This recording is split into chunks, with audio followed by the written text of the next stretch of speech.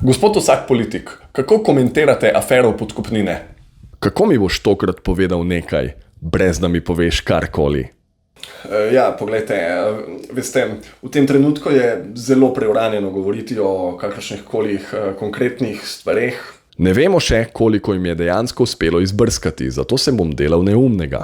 Zadeva je seveda še v teku in iz tega naslova je zelo nekorektno od mene, da komentiram karkoli.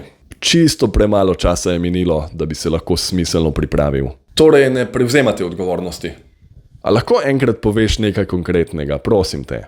Odgovornost bom prevzel, ko bodo znana vsa dejstva. Dobro vemo, kaj smo naredili, ampak ne priznamo, dokler nimate dokazov. Dejstvo pa je, da smo od nekdaj delali za ljudi. Od nekdaj smo si polnili lastne žepe. In da gre v tem primeru za politično nastavljen proces proti nam. Prepričan sem bil, da smo bili dovolj previdni, da nas ne bodo dobili.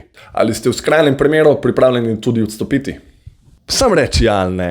Ja, poglejte, to vprašanje ni tako zelo enostavno in na njega ni enoznačnega odgovora. Vem, da bi moral reči ja, ampak se nočem zafrkniti. Verjamem, da bo pravna država delovala in dokazala našo nedolžnost. Verjamem, da imamo dovolj dobre odvetnike, da nas ne rabi zares skrbeti.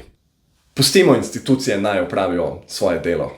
Če se bo izkazalo, da smo krivi, bomo v svojih lastnih medijih napadali institucije. Hvala lepa za enkrat. Hvala za veliko ničesar. Hvala lepa tudi vam. Odbijte mainstream mediji.